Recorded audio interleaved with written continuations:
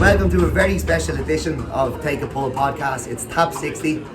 We're down in Philip Rothwell's Fairwood Stables. Philip, you had a fantastic year last year. Your best ever. Amazing. We ended up with 42 winners. We had 43 in one taken office, but 42 winners. Great year. As you were saying, finished 5th on numerical number of winners for the year, and then a few lads passed me in prize money in Punchestown. But look, it was a great year. We've built up to it, but hopefully we continue. I don't think we'll have the same numerical number this year, but I think that we can aim at bagging 1 or 2 bigger pots this year. As high on the priority list is to try get into a better standard race and try hit the jackpot in a better standard race once or twice this year. So that's the aim for this year. It's trying to step up on where we were last year. So I'd like to think that some of the lads who took on Tiernan Power as conditional have Conor Owens here. He's very, very good. Tiernan has more experience over a fence. Horses like Union Park, Captain's Nephew, that achieved the public over fences last year, just felt that maybe with their experience, claiming with Mikey Tiernan's experience, claiming 7 in a big handicap on heavy ground in the winter, could bring him back competitive to the rating we were at last year. Might help us pick up a race grade higher. We're here with Captain's Nephew, one of the most famous top horses from last year, and we actually got in trouble off Philip for giving it out and taking a bit of the price. But Philip, he performed really, really well for last year. He was great last year.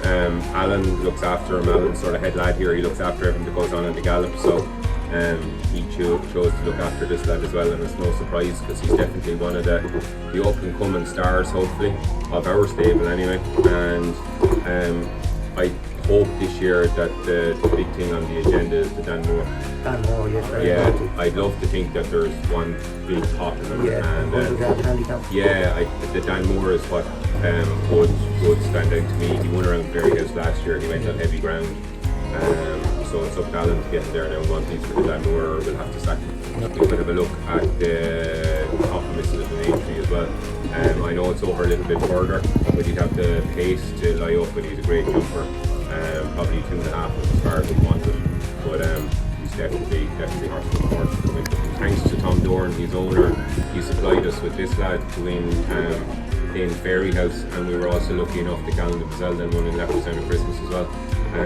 So they were big days for us last year. He won a listed handicap, €45,000 chase, and yeah, we just got touched off with another one of those the other day in Killarney with El Champo. A bit of a pity, he ran his heart out, got beat half a length, but yeah, look at those are the days that they're where we want to be, and we want to win more of those pots. So at least we're lucky enough now to have a few horses that are good enough to have both these days. That's where we're going to be. So we're here with the 6-year-old El Champo, owned by Oliver Farn. Philip, he ran so well last week at Killarney, so what's any future plans for you? Yeah, he was hugely unlucky in Killarney. I think he just he actually jumped brilliant, but just made a little bit of a mistake at the second last, or knuckled at the back of it. Other than that, I think he had bagged us €45,000 listed race, which would have been nice. But he ran a super race. He probably going to pull him out a little bit quick, but there is a chase for 116 and less hurdlers. He's 114. He's now 120 over fences in Kilbeggan next weekend. Plan is to try go there. If we were lucky to go there and achieve what I hope we would, he'll have a little holiday, and we'll try aim him then at some of the good novice handicaps for the winter. There's handicap chases. Novice handicap chases, yeah. Like you have the Nace race, you have a Navan race there in February, March time for 60,000-80,000 euro. Yeah. So he's definitely one now that fits into the bracket that can be aimed at those. So instead of just running them in ordinary races, I feel he should be able to be competitive in the beginners and not get the penalty, because he deserves to win if he's a 120 chaser and a 116 and less. So he should be able to win a chase without getting a penalty, and then he should be able to work off what he did the other day in the winter in the good novice handicaps. That's it'd be great to bag one of them. He won over 2 miles over hurdles last year. Step up to 2.5 over fences seems to have been no harm, and his jumping has been pretty good. So hopefully we can keep getting a few more of them. Here we're back from the races, and she's a mare who's ran in some decent maidens, and so what do you think is? She was a big backward filly last season. She was a big backward filly last season, and she picked up a little injury. Great bunch of lads from our co-owner.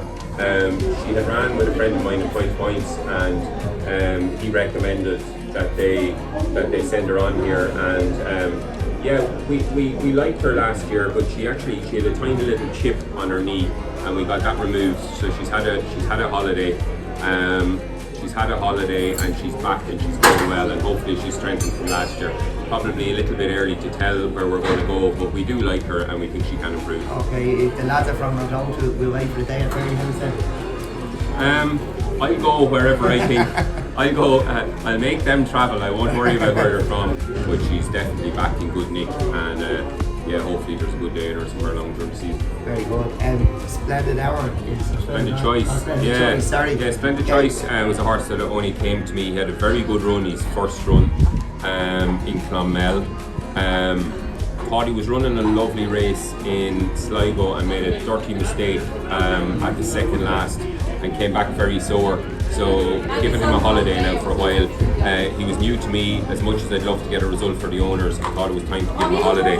So he's got a holiday, he's on the way back. Very good. And Alton Glass Hill picked up a race during the summer. He did. He's been a great servant. He won a couple of hurdles, got a little bit of leg trouble, was left off for a year. Jim is a great owner, nursed him back.